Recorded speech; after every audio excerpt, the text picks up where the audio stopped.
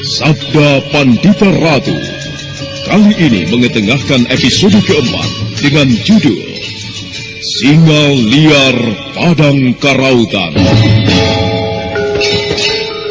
Dalam seri yang ke-95 ini, dengan para pemain, Andi Rishadi sebagai Biku Dewa Hastu, Dedi sebagai Ancam Piani Kayuwangi, Lanti sebagai Wara Palupi, Nis Mardiana sebagai Nyai Tumenggung, Idris Apandi sebagai Tumenggung Yuda Paksa, Hari Akik sebagai Sakya Murti, dibantu oleh Pegis dan Rifki, dan pembawa cerita Asdi Suhastra. Setelah kepergian Lintang Awan, dari arah lain muncul Biku Dewa Hastu bersama Wara Palupi. Keduanya segera menghampiri Ancam Piani Kayuwangi. Perlahan Ancam Piani Kayuwangi menoleh pada Wara Palupi dan Biku Dewa Hastu. Di Ancam Piani, sepertinya tadi ada seseorang yang datang kemari. Iya Kakang. Dia Telik Sandi dari Kediri. Telik Sandi Kediri? Iya Kakang. Lalu apa keperluannya Telik Sandi itu datang kemari, Adi? Dia memberitahukan kita bahwa beberapa prajurit Kediri akan datang menyerbu kemari. Para prajurit itu dipimpin langsung oleh Tumenggung Yuda Paksa. Untunglah ada seseorang yang memberitahukan hal ini. Kalau tidak, mungkin kita tidak mempunyai kesempatan untuk menyelamatkan Kakang Sakyamurti. Tapi Kakang, yang aku herankan, kenapa di Kediri masih ada orang yang simpati terhadap Tumenggung Murti Wandawa? Ya, aku rasa wajar saja, Adi. Tumenggung Murti Wandawa, toh orang yang mempunyai banyak teman. Apalagi dengan tindakannya itu, kurasa biasa saja kalau beberapa orang merasa simpati terhadapnya. Lalu, menurut Kakang, siapa orang yang simpati memberitahukan bahwa nanti akan muncul para pasukan Kediri? Aku tidak tahu, Adi. Rasanya sulit sekali menerka siapa orang itu. Apakah di balik kebaikan orang ini ada pamrih yang diharapkan dari Tumenggung Murti Wandawa, Kakang? Ya, bisa jadi ada, dan bisa jadi juga tidak ada. Sekalipun ada, aku rasa pamrih itu hanya sekedar mengharapkan Kakang Sakyamurti masuk ke dalam kelompok mereka saja. Maaf, Paman. Kalau boleh saya turut campur? Iya. Seandainya para prajurit itu datang kemari, apa yang harus kita lakukan? Aku sendiri masih memikirkannya, Ndu. Apakah kita akan melawan mereka, atau justru sebaliknya? Artinya untuk sementara kita menyingkir. Menurutmu bagaimana, Adi Ancam Piani? Menurutku, sebaiknya untuk sementara ini kita menyingkir saja dulu, Kakang. Iya. Tapi kemana kita harus menyingkir? Kita tidak mempunyai tempat persembunyian yang jelas, Adi. Kakang Dewa Hastu, tidak perlu khawatir. Aku mempunyai pesanggerahan. Tempat itu aku rasa cukup tersembunyi. Dan menurut pengetahuanku, tak ada orang yang tahu, apalagi warga desa ini. Bagus kalau begitu. Ya, sekarang sebaiknya kalian bersiap-siap untuk berangkat. Sementara aku akan menjelaskan hal ini pada Kakang Sakyamurti. Ya, baiklah Kakang. Ayo Palupi.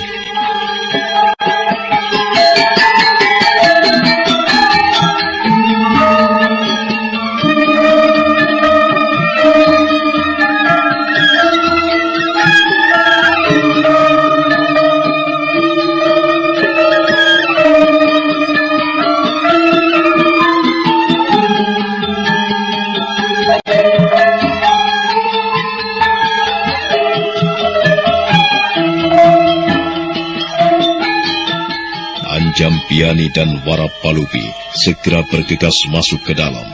Sementara Biku Dewa Hastu melangkah ke ruang bilik Sakyamurti. Saat itu Tumenggung Murti Wandawa atau Sakyamurti tengah duduk sendirian di ruangan biliknya. Kakang Sakyamurti, kita harus bersiap-siap meninggalkan tempat ini untuk pergi. Pergi? Iya, kita harus pergi, Kakang. Kenapa? Apakah sahabatmu pemilik pondok ini sudah tidak betah dengan kehadiranku di sini? Bukan itu masalahnya, Kakang. Lantas apa? Belum lama tadi ada seorang telik sandi dari Kediri yang merasa simpati pada Kakang. Memberitahukan bahwa Tumenggung Yudapaksa akan datang kemari bersama puluhan para prajurit. Itulah makanya aku mengajak Kakang untuk menyingkir. Apa? Tumenggung Yudapaksa akan datang kemari? Ya, benar Kakang. Nah, sebaiknya kita cepat-cepat meninggalkan pondok ini, Kakang. Kita akan pindah ke tempat persembunyian yang telah disediakan Adi Anjampiani. Tidak. Aku tidak akan pergi dari tempat ini. Adi Dewa Hastu. Iya, Kakang. Kutitipkan Warapalupi dan istriku padamu.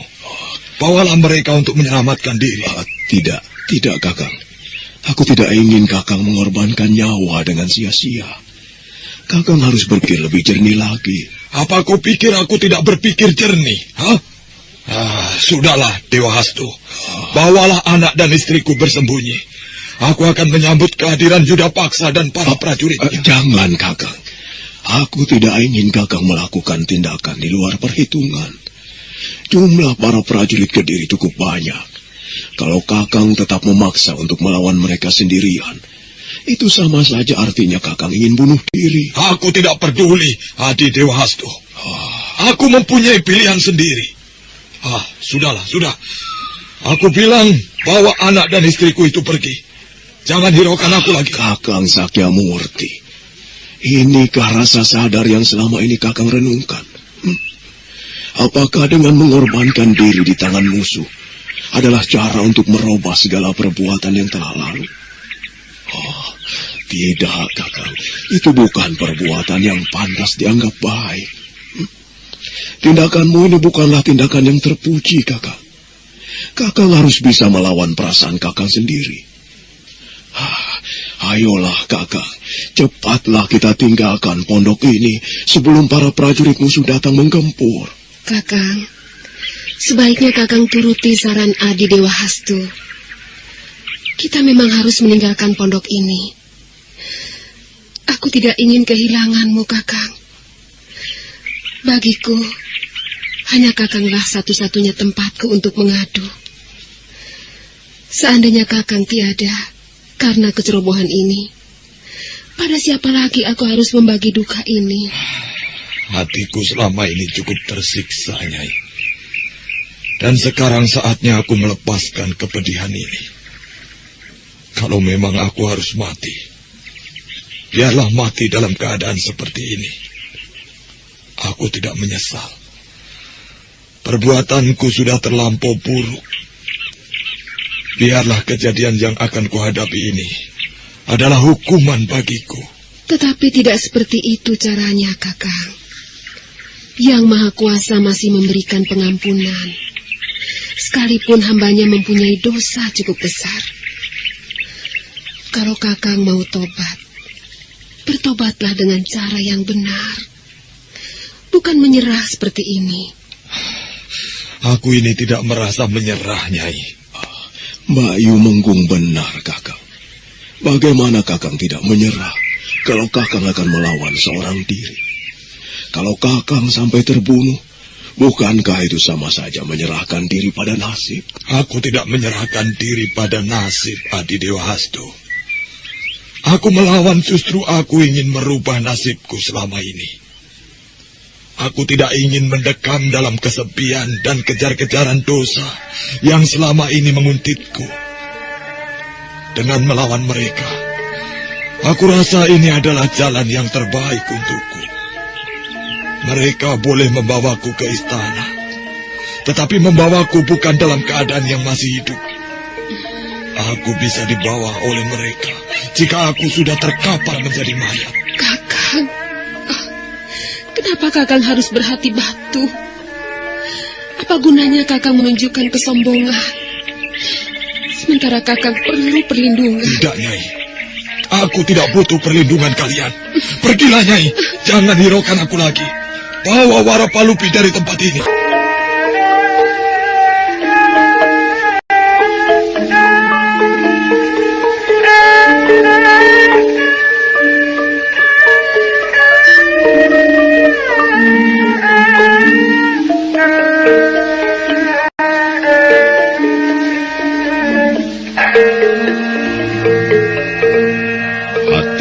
Tumenggung benar-benar pedih. Kata-katanya seakan-akan sudah tidak mempunyai arti apa-apa lagi bagi suaminya. Sementara Warapalupi yang melihat sikap ayahnya ini, tanpa sadar, dia pun bicara dengan lantang. Baik. Kalau memang ayah tidak mau pergi meninggalkan tempat ini, kita pun mempunyai hak untuk tidak pergi dari tempat ini. Ayah sekarang benar-benar tidak menghargai lagi niat baik Paman Dewa Hastu dan juga niat baik ibu. Sakya Murti benar-benar kaget mendengar kata-kata anak gadisnya itu. Dia tidak menyangka bahwa Warapalupi akan bicara padanya. Tanpa dia sadari, seakan-akan dia ingin menumpahkan air matanya. Benarkah kau yang bicara, Warapalupi? Iya. Kenapa ayah jadi berhati batu? Apakah ayah tidak lihat bagaimana kami semua mengharapkan keselamatan ayah? Aku memang terlanjur benci pada ayah. Tetapi walaupun begitu, aku masih mempunyai rasa sayang. Kami tidak ingin ayah berbuat di luar perhitungan. Warapalupi. Ayah harus ikut kami. Aku tidak ingin melihat ayah menderita. Ayah.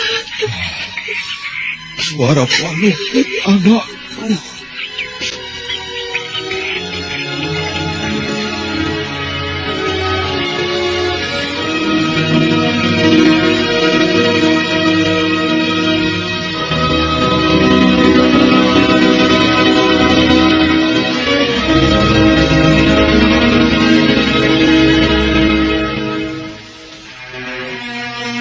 Sakya Murti tiba-tiba saja menumpahkan air matanya ketika Warapalupi menubruknya.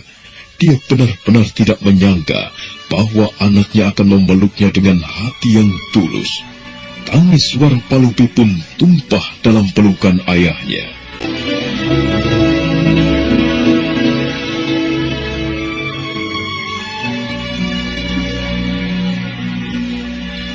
Maafkan kesalahan ayah selama ini padamu, Nduk. Ayah memang terlalu banyak dosa padamu. Ayah benar-benar ingin bertobat. Anakku Warapalupi. Ayah.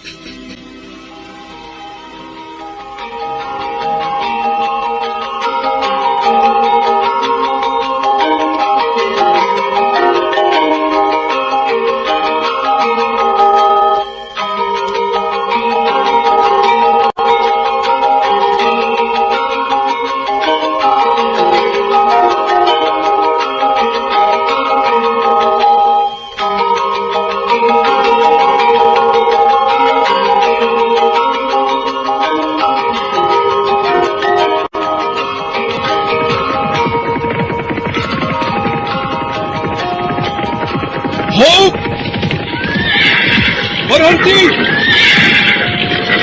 Bagus. Kalian sudah berkumpul semua. Kaliksandi, kira-kira sampai berapa jauh lagi pondok yang dihuni oleh Tumenggung Murti Wandawa itu? Tidak jauh lagi dari sini, Gusti. Di depan sana ada sebuah perempatan. Dan tidak jauh dari perempatan itu ada sebuah sungai. Nah, di sebelah sungai itulah pondok Tumenggung Murti Wandawa berada. Bagus.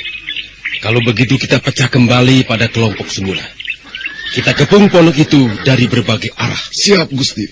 Tapi ingat, jika aku belum memberikan aba-aba, kalian jangan bertindak dulu. Aku tidak mau para prajuritku tidak mengenal aturan. Baik, Gusti. Bagus. Nah, bersiap-siaplah untuk berangkat. Ayo, maju! Ayo! Ya! Ya! Ya! Ya!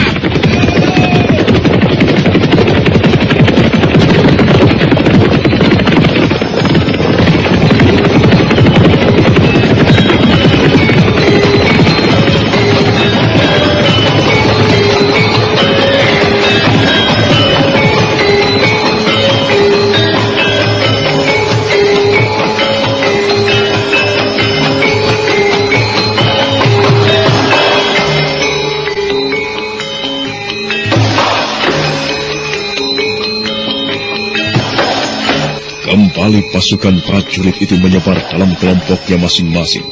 Dan kali ini Tumenggung Yuda Paksa bergerak lebih dulu menelusuri perempatan jalan.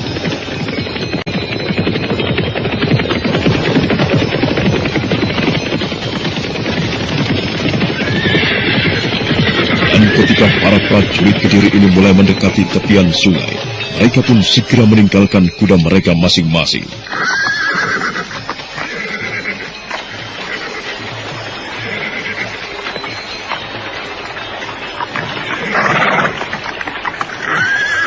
Berhenti semua! Jangan dulu bergerak lebih dekat dengan pondok itu. Tunggu sampai matahari tepat di atas kepala kita. Setelah itu, barulah adakan penyerangan. Siapa yang kuperintahkan memegang panah sanderan? Saya, Gusti. Tunggu perintahku. Setelah nanti, lepaskan. Baik, Gusti. Prajurit Kediri yang diperintahkan memegang panah sendaran, kemudian segera menyiapkan busurnya. Panah sendaran adalah sebuah anak panah yang pada ujung pangkalnya terdapat semacam peluit. Anak panah sendaran itulah nanti yang bakal digunakan sebagai aba-aba penyerangan. Perlahan matahari terus menapak di atas punggung-punggung bukit. Sementara sinarnya menyapu pucuk-pucuk daun pohon. Setelah beberapa saat menunggu saat yang tepat, akhirnya Tumenggung Yuda Paksa pun segera memerintahkan seorang prajuritnya. Prajurit, siapkan anak panah sanderan dan lepaskan ke udara. Cepat! Baik, Gusti.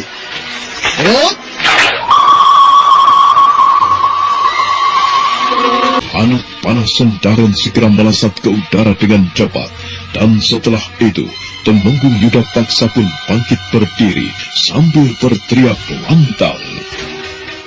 Kepung rumah itu! Tangkap Murti Wandawa! Jangan sampai lolos! Serbu!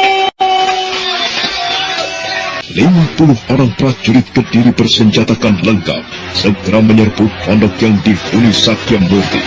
Mereka semua bergerak bagaikan tanpa kendali. Hanya dalam beberapa saat saja, pondok kecil yang berada di tepi sungai itu telah dikepung rapat oleh 50 orang prajurit Kediri bersenjatakan lengkap.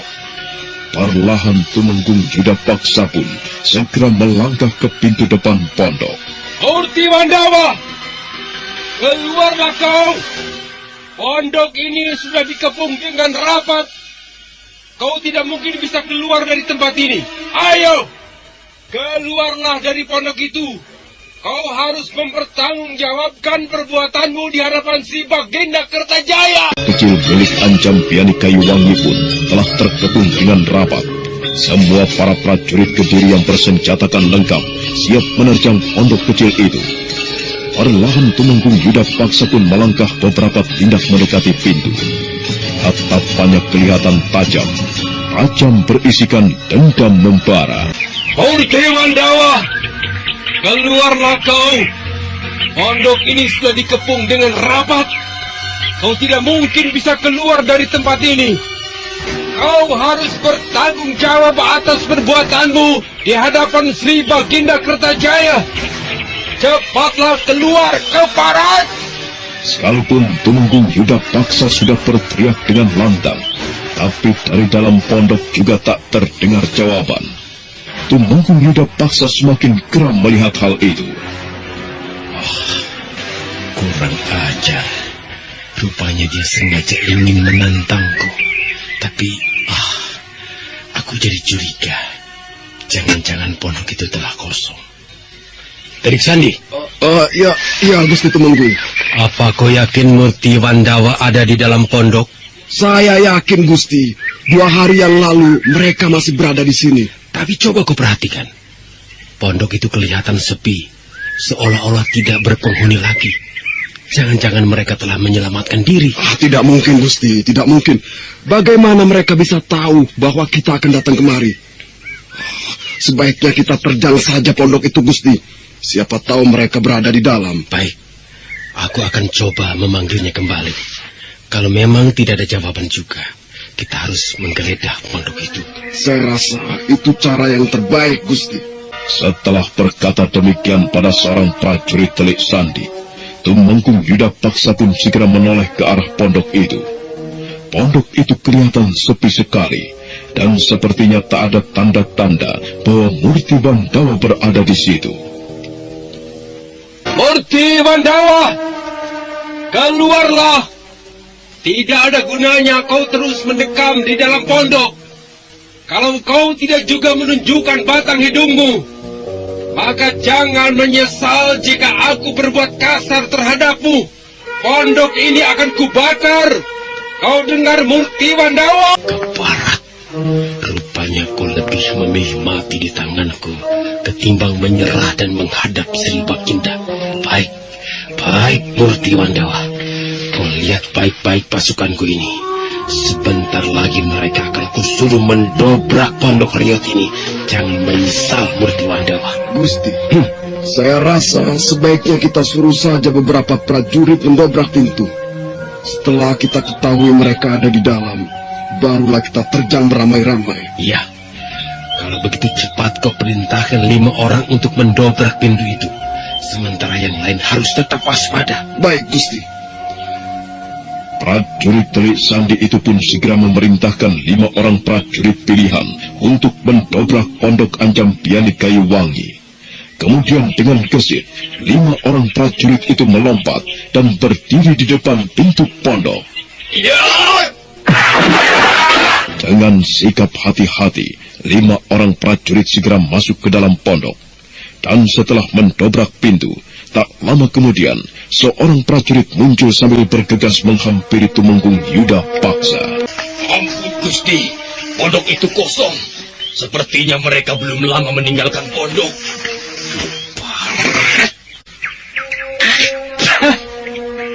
Sia-sia saja langkah kita kemarin. Ini akibat pekerjaan yang tidak benar. Telik Sandi, kembali kau! Iya, Gusti. Kau lihat baik-baik pondok itu. Bukankah sejak tadi ku katakan bahwa pondok itu telah kosong, ha? Ampun, Gusti. Tutup mulutmu, jangan ampun. Jangan mengeluarkan kata-kata ampun di hadapanku. Atau jangan-jangan kau salah lihat bahwa yang kau selidiki selama ini bukanlah Murti Wandawa. Tidak, Gusti. Pondok ini sungguh-sungguh pondok Murti Wandawa. Saya melihatnya dengan jelas bahwa dia memang berada di situ, Gusti. Aduh, untuk apa saya berbohong pada Gusti? Saya melihat mereka 2 hari yang lalu sudah berada di sini. Jangan-jangan ada seorang pengkhianat di antara kita, Gusti, yang memberitahukan bahwa Murti Wandawa akan kita tangkap. Cukup. Aku tidak butuh dugaan-dugaanmu. Yang jelas kau telah lalai melaksanakan perintahku. Aku kecewa, Telik Sandi. Kecewa sekali. Kau tahu apa hukumannya bagi orang yang telah lalai menjalankan perintahnya? Saya tahu, Gusti. Tapi maafkanlah atas kesalahan saya ini. Saya bisa memperbaiki kesalahan saya ini jika Gusti memerintahkan saya lagi. Saya sungguh-sungguh bekerja dengan baik. Baik? Apakah dengan hasil yang bodoh seperti ini pekerjaanmu bisa dibilang baik, ya? Baik! Cepat! Tumenggung Yuda Paksa benar-benar marah pada prajurit Telik Sandi itu. Beberapa kali Telik Sandi itu mendapat hajaran dari tangan Tumenggung Yuda Paksa. Dan ketika Tumenggung Yuda Paksa akan bertindak lebih jauh lagi, tiba-tiba seorang prajurit dengan tergesa-gesa menghampirinya. Gusti Yuda Paksa. Kami menemukan sesuatu di dalam pondok. Apa yang kau temukan, prajurit? Sebuah tulisan, Gusti. Tulisan itu menempel pada dinding pondok. Sebaiknya Gusti melihatnya sendiri. Dengan hati yang masih diliputi amarah, Tumenggung Yuda Paksa segera melangkah meninggalkan Telik Sandi yang masih tersungkur di tanah. Perlahan dia masuk ke dalam pondok. Dan memang benar, di dinding bilik ruangan depan, nampak sebuah tulisan yang ditujukan pada Tumenggung Yuda Paksa. Selamat datang di pondok kosong ini, Tumenggung Yuda Paksa. Kedatanganmu bersama para prajuritmu sungguh terlambat sekali. Dan kau harus ingat bahwa kau tak akan mampu menangkap Murti Wandawa, karena kau tidak mempunyai kepandaian dan kehebatan apa-apa seperti Murti Wandawa. Sekali lagi, sebaiknya urungkanlah niatmu untuk menangkap Murti Wandawa. Lintang Pancersore. Keparat setan alas. Iya, kurang ajar benar Lintang Pancersore itu. Siapa sebenarnya dia? Dia berani menghinaku seperti ini. Apa dia pikir aku tidak mempunyai kepandaian apa-apa? Lihat saja nanti Lintang Pancersore. Aku akan merobek kedok penutup wajahmu. Akan kubeberkan di hadapan Sri Bagina siapa kau sebenarnya. Ya! Tumenggung Yuda Paksa benar-benar marah. Dinding bilik Pondok Anjam Piani dijadikan sasaran kemarahannya. Dengan sekali tendang saja, dinding bilik itu ambruk keluar. Murti Wandawa, kau tidak akan kubiarkan lolos dari tanganku. Dimanapun kau berlari, aku akan terus mengejarmu dan membayang-bayangimu. Kau lihat saja nanti, siapa itu Tumenggung Yuda Paksa. Para prajurit, kejar pondok sial ini. Jangan biarkan ada yang tersisa sedikit pun. Cepat bakar! Dengan serentak, para prajurit Kediri segera membakar pondok itu. Sementara itu di atas lereng sebuah bukit, rupanya Anjam Piani dan Biku Dewa Hastu mengintai apa yang dilakukan para prajurit Kediri itu. Kurang ajar. Mereka telah membakar pondokku, Kakang. Aku tidak terima semua itu, Kakang. Harus turun ke bawah sana untuk menghajar mereka, Kakang. Anjam Piani, sabar. Tunggu sebentar. Kau tidak boleh bertindak sembrono seperti ini. Tapi, Kakang, ini sama saja telah menghinaku. Aku tidak terima. Aku tidak terima melihat pondokku dibakar oleh mereka, Kakang. Aku mengerti. Tetapi cobalah untuk tenang. Menurutku pondok itu tidak seberapa. Kita bisa membangunnya kembali. Aku sengaja mencegahmu, karena aku tidak ingin mereka mencelakaimu, kemudian memaksamu untuk menjelaskan di mana Kakang Sakyamurti. Sudahlah, Adi Anjam Piani. Ikhlaskan saja semua itu. Kalau saja aku tidak menghargaimu, Kakang, mungkin sudah ku hajar dan ku robek mulut laki-laki keparat itu. Syukurlah kalau kau masih mau menghargaiku. Nah, sekarang kau tetaplah di sini. Aku ingin menemui mereka. Apa yang ingin Kakang lakukan? Aku hanya ingin sekedar membuat mereka bingung. Anggaplah ini sebuah pelajaran untuk mereka. Kalau begitu, aku ikut Kakang. Aku pun ingin melakukan seperti apa yang Kakang lakukan. Jangan, Adi. Aku harap kau mengerti. Tunggu sajalah di sini. Kau lihat saja bagaimana perkembangannya nanti. Baiklah, Kakang. Ya, terima kasih, Adi. Aku pergi dulu. Ya. Dengan menggunakan ilmu meringankan tubuh, Biku Dewa Hastu melesat menuruni punggung bukit. Sementara itu, Tumenggung Yuda Paksa masih dalam keadaan geram. Dia nampak masih berdiri dengan sombong sambil memandang pondok Anjam Piani yang mulai dilalap api. Lintang Pancersore. Macam apa sebenarnya manusia itu? Aku jadi benar-benar penasaran terhadapnya. Kalau memang dia seorang pejabat istana, suatu saat dia akan kuketahui juga. Hei, Lintang Pancersore! Kalau begitu, Telik Sandiku tidak salah bahwa dia memang telah menyelidiki tempat ini. Iya, terbukti dari surat yang ditulis di dinding itu.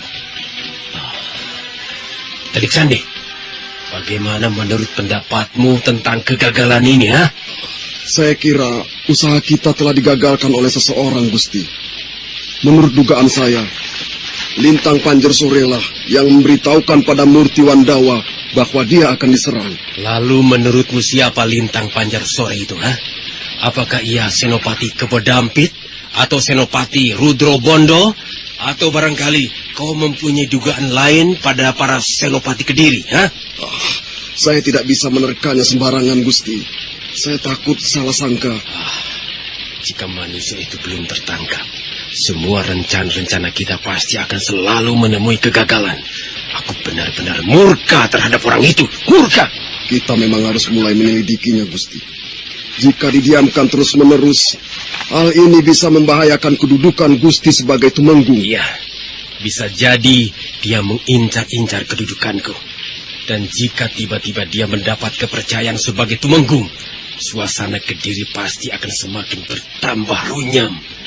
Lalu bagaimana akalku sekarang untuk membongkar siapa orang itu? Saat Tumenggung Yuda Paksa tengah berbicara dengan seorang telik sandi kepercayaannya, tiba-tiba dari arah lain melesat sebuah anak panah menghantam seekor kuda prajurit. Kuda itu pun roboh seketika. Tumenggung Yuda Paksa tersentak kaget melihat hal itu. Dia pun segera mundur ke belakang beberapa tindak. Dan memang benar, tak jauh dari tempat itu, di balik rimbunan pepohonan, muncul seseorang dengan wajah yang sebagian ditutupi secarik kain. Bangsat! Siapa orang itu? Hei! Di sana siapa kau? Kenapa tiba-tiba kau berbuat lancang pada kami, ha?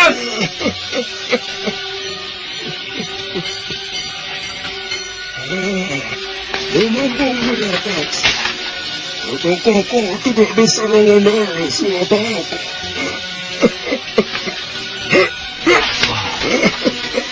Dia mengenali siapa aku. Siapa sebenarnya orang ini? Dan apa urusannya denganku? Hei, Kisanak, siapa kau? Sepertinya kau sudah mengenalku. Tidak terlalu sulit untuk mengenali orang Cula seperti kau, Saudara. Dan aku rasa kau pun sudah bisa menebak siapa aku. Rat setan alas, kau berani menghinaku dengan sebutan Culas. Buka cadarmu, tunjukkan siapa dirimu yang sebenarnya kalau kau memang seorang satria. Sambil tertawa keras, laki-laki bercadar itu kemudian menarik gendewa. Dan seketika itu juga melesatlah sebuah anak panah menghantam seorang prajurit Kediri yang ternyata juga akan melepaskan anak panahnya. Dengan wajah tegak, Tumenggung Yuda Paksa segera menoleh ke arah prajuritnya yang tersungkur roboh.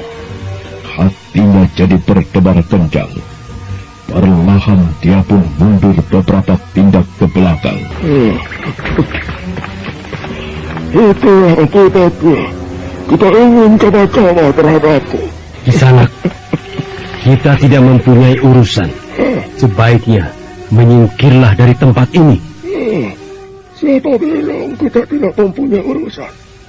Kalau kau mengetahui siapa aku, kau pasti akan semakin murka terhadapku. Baik. Kalau kau memang merasa mempunyai urusan denganku, seperti yang kuminta tadi, bukalah nutup wajahmu itu. Tunjuk apa kau sebenarnya. Aku sangat keberatan senang kalau kau penasaran terhadapku. Ya, kalau kau memang penasaran, apa yang ingin kau lakukan? Bangsat! Para prajurit tangkap orang itu. Jangan biarkan dia lolos dari sini. Cepat! Serentak para prajurit Kediri berhamburan berlari ke arah laki-laki bercadar itu. Melihat para prajurit itu, laki-laki itu pun segera melompat sambil tertawa.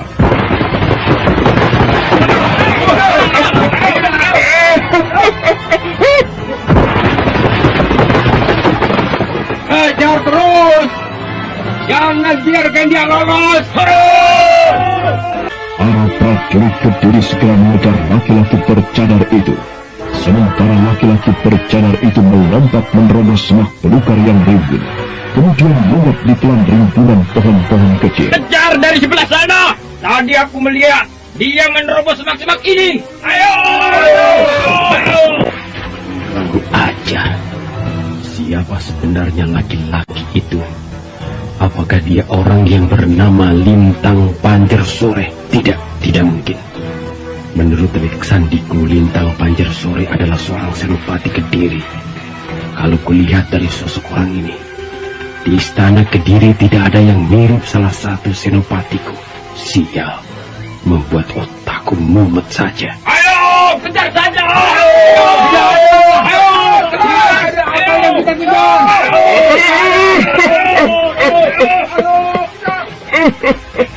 Semua para prajurit Kediri tersentak kaget.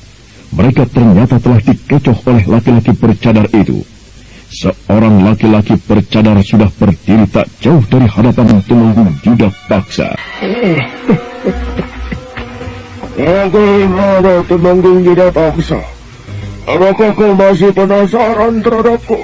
Setan alas, jangan membuatku jadi penasaran. Katakan siapa namamu?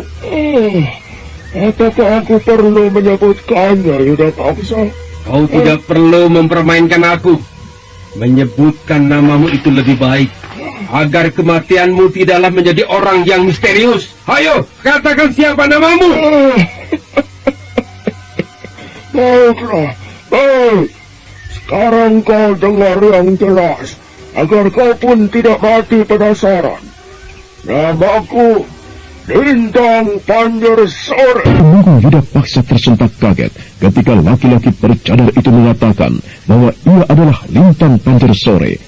Alis Tumenggung Yuda Paksa pun berkerut, seakan-akan dia tidak percaya dengan apa yang dikatakan laki-laki itu. Aku tidak percaya bahwa kau adalah Lintang Pancarsori. Telik sandiku pernah mengatakan bahwa Lintang Pancarsori adalah salah satu pejabat istana. Sedangkan kau, aku tidak melihat sosok dari salah satu pejabat istana. Bagaimana mungkin aku bisa percaya bahwa kau adalah Lintang Pancarsori?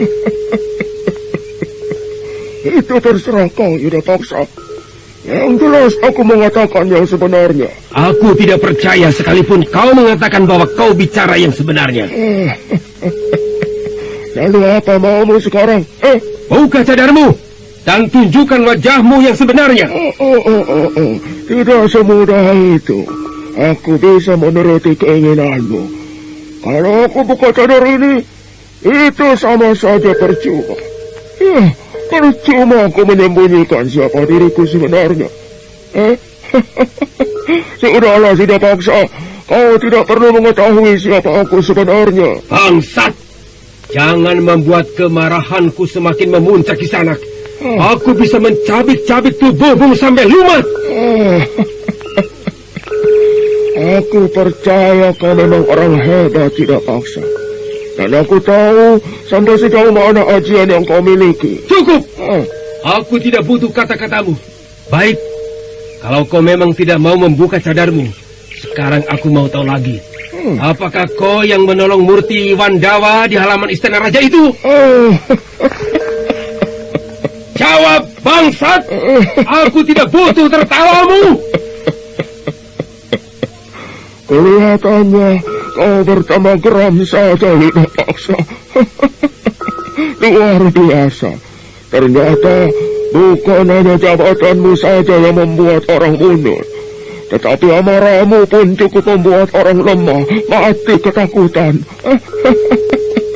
Baiklah, aku memang yang telah menyelamatkan Murti Wandawa. Nah, lantas sekarang apa yang kau inginkan? Aku menginginkan kematianmu. Kalau kau memang bernama Lintang Pancarsori, berarti kau adalah seorang senopati atau tumenggung istana Kediri. Jadi kau mulai mempercayai aku bahwa aku Lintang Pancarsori. Ya, aku memang salah seorang senopati Kediri. Pengkhianat. Sungguh tidak tahu diri sekali kau senopati. Kau hidup dari belas kasihan Sri Baginda Kertajaya, tetapi secara diam-diam kau telah menyiapkan sebuah pisau untuk membunuh junjunganmu sendiri. Aku memang sudah terlalu muak untuk hidup di istana. Banyak sekali penyimpangan dan kekejaman yang dilakukan oleh Sri Baginda. Apakah tidak wajar jika aku menjadi seorang pengkhianat yang membela kebenaran? Sebentar lagi Sri Baginda akan mati di tanganku. Aku memang akan membunuhnya dengan pisau yang telah kusiapkan dari belakang. Keparat, pengkhianat.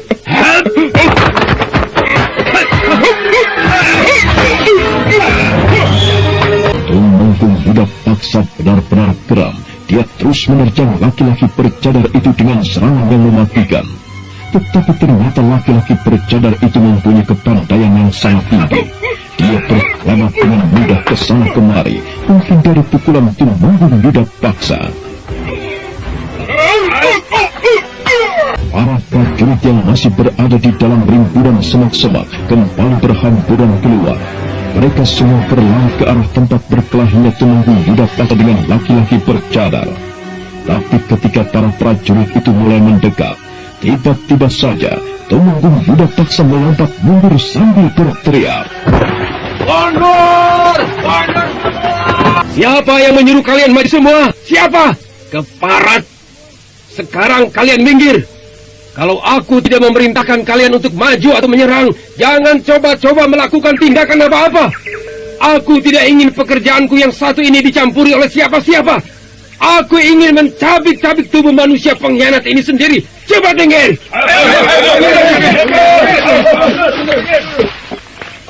Serentak para prajurit pun mundur beberapa tindak ke belakang. Mereka dalam keadaan tegang. Setelah menatap kembali dengan tajam mata laki-laki bercadar itu, kemudian dengan geram, Tumenggung Budak Paksa mencabut pedangnya.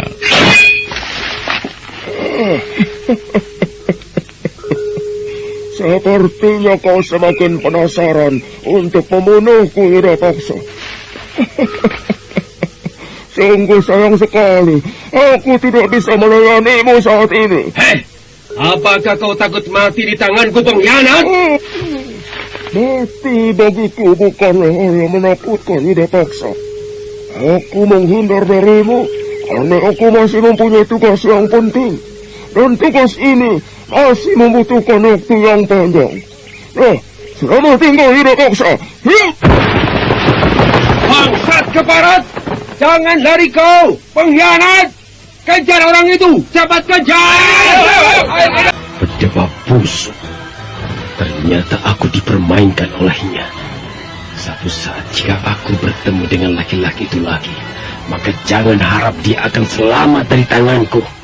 Sekalipun dia mengaku sebagai seorang senopati, rasanya aku masih belum mempercayainya. Setelah beberapa saat para prajurit itu mencari laki-laki bercadar tadi ke sana kemari, kemudian mereka menghadap Tumenggung Budak Paksa dengan hasil kosong. Ampun Gusti, kami tidak dapat menemukannya. Dia menghilang begitu saja Gusti, bagaikan ditelan angin. Ampun Gusti. Bangsat, bodoh. Pekerjaan kalian tidak lebih dari cecunguk sawah. Ampun. Bodoh. Ampun Gusti. Bukannya kami tidak bekerja dengan baik, tetapi orang itu Gusti mempunyai kehebatan yang cukup tinggi. Bodoh. Ampun. Sudah. Sekarang kumpul semua. Kita tinggalkan tempat ini. Iya Gusti. Ampun Gusti. Semua para prajurit sudah berkumpul. Mereka siap berangkat meninggalkan tempat ini. Kalau begitu kita langsung berangkat ke Kediri. Maaf Gusti. Apakah Gusti tidak berniat untuk singgah di Padang Karautan? Barangkali saja Gusti penasaran dengan apa yang pernah saya ceritakan. Maksudmu tentang anak muda yang mengaku sebagai kekasih para dewa itu? Ya, benar Gusti. Baiklah, kita akan singgah ke Padang Karautan. Aku memang penasaran dengan pemuda itu. Aku mau tahu sampai sejauh mana kebenarannya. Ayo para prajurit, kita berangkat!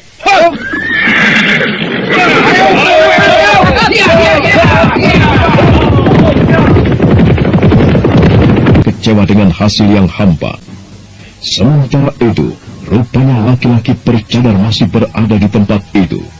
Sekarang ia berada di sebuah pohon, nampak menatap kepergian Tumenggung Budak Paksa dengan perasaan puas. Tumenggung Budak Paksa, Kelihatannya seperti kecewa sekali. Aku berhasil membuatnya penasaran.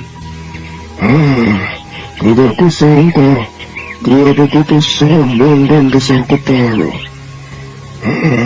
Laki-laki bercadar itu segera membuka secarik kain yang menutupi sebagian wajahnya. Dan ternyata laki-laki itu tak lain adalah Biku Dewa Hastu. Setelah itu dia pun kembali melompat untuk menuju ke punggung bukit. Anjampiani masih terus mengintai Tumenggung Yuda Paksa yang telah pergi bersama 50 orang prajuritnya.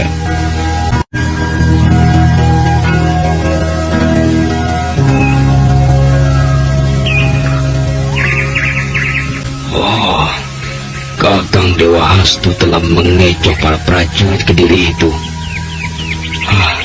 Apakah ini tidak akan berbahaya bagi Lintang Panjar Sore sendiri? Itu dia Kakang Dewa Hastu. Tumenggung Yuda Paksa dan para prajuritnya sekarang telah pergi di Anjampiani. Oh, iya Kakang. Aku sudah melihatnya dari atas bukit ini. Apa yang Kakang katakan pada Tumenggung Yuda Paksa? Ya, aku mengaku sebagai Lintang Panjar Sore. Aku sengaja berbuat begitu untuk mengacaukan pikirannya. Tapi Kakang, apakah itu tidak membahayakan Lintang Panjar Sore sendiri? Tidak, Adik. Kau kelihatannya cemas sekali, Adik. Iya, Kakang. Setidak-tidaknya kita pun perlu mengkhawatirkan keadaan orang yang telah menolong kita itu, Kakang. Iya. Kau tidak perlu khawatir, Adik. Aku berbuat demikian justru sebaliknya. Yuda Paksa pasti kebingungan untuk mencari siapa Lintang Panjar Sore. Iya. Karena yang ada di dalam benaknya hanyalah aku. Aku dengan ciri-ciri yang sudah dikenalnya. Silakan saja dia mencari kemana-mana sosok tubuhku di antara para senopati di Kediri. Dia pasti tidak akan menemukannya. Dan bukankah itu berarti bahwa aku telah berhasil mengecohnya? Mudah-mudahan saja, Kakang. Iya. Adi Anjampiani, lebih baik sekarang kita tinggalkan tempat ini. Ayo. Iya, Kakang.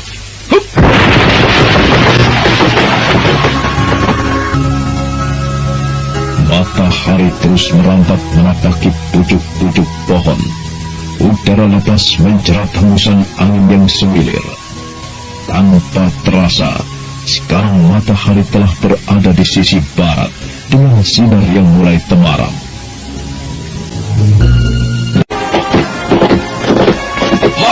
Berhenti!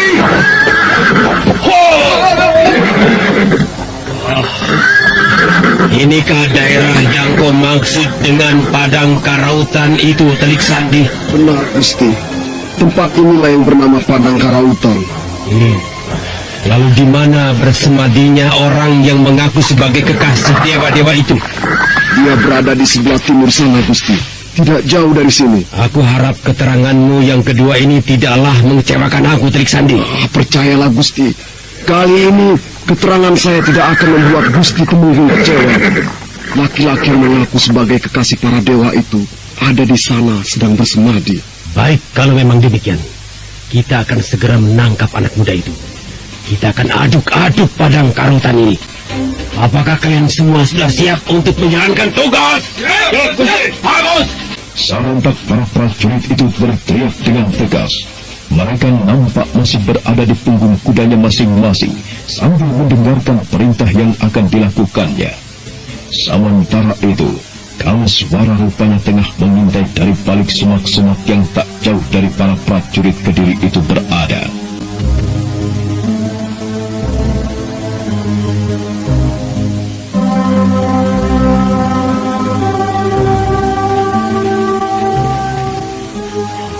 Kurang ajar. Benar saja dugaanku. Cukup banyak juga jumlah mereka. Dan sepertinya mereka adalah para prajurit Kediri. Apa sebenarnya yang mereka inginkan? Aku mau tahu perintah apa selanjutnya yang akan dilakukan oleh pimpinan rombongan prajurit ini. Seandainya mereka ingin macam-macam, Artinya ingin mengganggu ketenangan Ken Arok yang sedang bersuraka. Oh, aku harus mencegahnya. Hal ini bisa mencelakai diri mereka sendiri. Nah, kalau kalian semua sudah siap, sebaiknya sekarang juga kalian memecah menjadi 4 kelompok. Satu kelompok memecahkan diri di sisi utara, kemudian di sebelah barat dan di sebelah selatan. Dan sisanya ikut bersamaku. Kita sasak padang karautan ini sampai ke akar-akarnya. Kemudian kita tangkap orang itu hidup-hidup. Sebentar, Gusti. Menurut saya, apakah tidak sebaiknya kita selidiki dulu sebelum bertindak? Kenapa? Tidak, Gusti. Saya cuma menyarankan. Karena menurut yang saya lihat, anak muda itu sangat berbahaya, Gusti. Dia mempunyai ajian yang luar biasa sekali. Saya tidak hanya sekedar menduga, tetapi saya melihat dengan mata kepala saya sendiri. Kalau kita terlalu ceroboh, akibatnya akan membahayakan kita juga, Gusti. Telik Sandi. Ya. Apakah kehebatan anak muda itu sama dengan aku? Saya tidak tahu, Gusti. Kau harus tahu bahwa aku pun tidak bisa dianggap main-main. Jangan kau pikir aku tidak mempunyai olah kanuragan yang hebat. Apakah aku perlu membuktikannya? Jangan, Gusti, jangan. Jangan coba-coba menasihati aku. Aku bertindak begini bukan berarti aku tidak mempunyai perhitungan, tetapi aku mempunyai perhitungan yang matang. Kau paham? Paham? Saya paham, Gusti. Nah, kalau kau paham, turuti saja perintahku dan jangan banyak bicara lagi. Para prajurit, siapkan diri kalian masing-masing dan memecahlah menjadi 4 kelompok. Nah, sekarang kerjakan. Tumenggung Yuda Paksa tersentak kaget begitu mendengar teriakan seseorang dari arah belakang. Perlahan kemudian dia menoleh ke arah datangnya suara tadi. Kama suara kemudian muncul dari balik semak-semak sambil melangkah beberapa tindak. Dia menatap tajam wajah Tumenggung Yuda Paksa.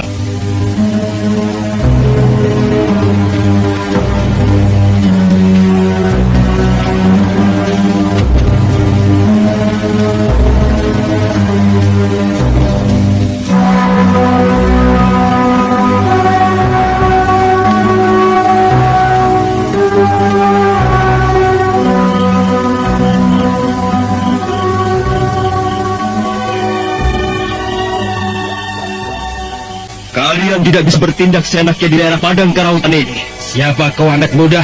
Namaku Mahisa Suci. Oh, Mahisa Suci. Apakah kau yang mempunyai julukan sebagai singa liar padang karautan? Bukan. Aku bukan orang yang berjulukan singa liar padang karautan. Julukan itu adalah milik seorang kawanku. Oh, jadi kawanmu lah yang mempunyai julukan singa liar padang karautan. Di mana dia sekarang berada? Apakah aku perlu menjelaskan di mana sekarang dia berada? Kau memang harus menjelaskannya padaku. Kalau kawanmu itu mau selamat. Sepertinya kau ingin berbuat jahat terhadap teman itu. Aku bisa saja berbuat jahat kalau kau berusaha menyembunyikan di mana dia berada. Tetapi aku pun bisa berbuat baik kalau kau mau berkata dengan jujur. Maaf, Kisanak. Sebaiknya kalian tinggalkan saja tempat ini. Jangan mengganggu ketenangan kami. Ketenangan? Hah? Kau pikir Sri Baginda pun bisa tenang dengan ulah kawanmu itu? Dia mengaku sebagai kekasih para dewa. Padahal kekasih para dewa yang sebenarnya adalah Sri Baginda Kertajaya dan bukan siapa-siapa. Oh, jadi tujuan dan kemari adalah atas perintah dari Kertajaya. Dan dia merasa tersinggung karena kawanku mengaku sebagai kekasih para dewa? Sungguh memalukan sekali. Jaga mulutmu, anak muda. Sekarang kau bukan sedang berhadapan dengan orang-orang biasa. Aku adalah Tumenggung. Jadi aku harap kau bisa menjaga mulutmu agar bicara sopan. Aku sebenarnya bisa bicara sopan. Kalau kau pun tidak ingin membuat keributan di tempat ini. Kita masing-masing menginginkan ketenangan, bukan? Ketenangan. Yang aku lakukan sekarang bukanlah untuk mencapai ketenangan. Tetapi aku sedang menjalankan perintah. Dan perintah ini datangnya dari Sri Baginda. Jadi aku berhak berbuat apapun di sini sesuai apa yang menjadi perintah Sri Baginda. Kelihatannya kau begitu membela sekali temanmu itu. Dibayar berapa? Untuk menjaga kesetiaannya, Aku tidak membutuhkan pamrih apa-apa, Tumenggung. Yang aku lakukan tidak lebih dari kesetiaan sebagai seorang sahabat. Kalau kau mau kerjasama denganku, kau pasti akan mendapatkan imbalan yang lumayan. Bagaimana kalau kau membantuku, ha? Kau tidak perlu khawatir. Aku pasti akan memberimu uang yang cukup besar atas kerjasamamu ini. Cukup! Jangan bicara soal itu. Sebaiknya kalian pergi dari sini. Sombong sekali kau anak muda. Kau pikir yang menguasai padang karautan ini adalah kau? Sri Baginda Kertajayalah yang menguasai tempat ini. Jadi kau tidak berhak untuk menguasainya.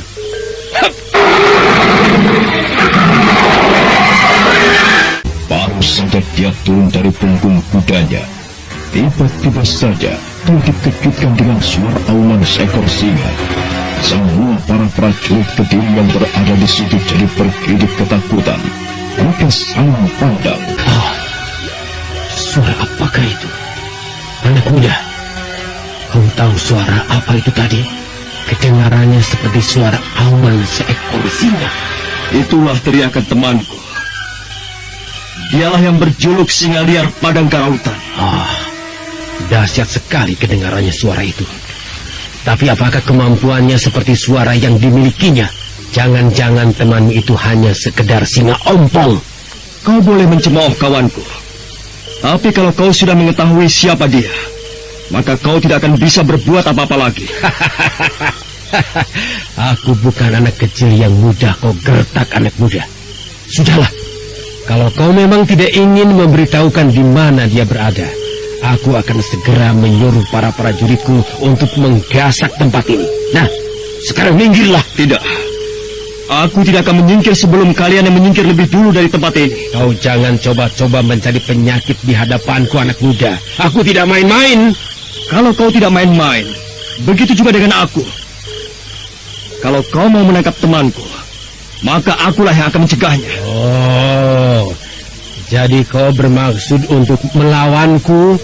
Tak ada pilihan, kecuali hanya dengan melawanmu, Tumenggung. Kau tidak akan mampu melawanku dan para prajuritku yang berjumlah banyak, anak muda. Pikirkanlah baik-baik sebelum kau menyesal. Aku tidak akan pernah menyesal dengan apa yang ingin kulakukan, Tumenggung.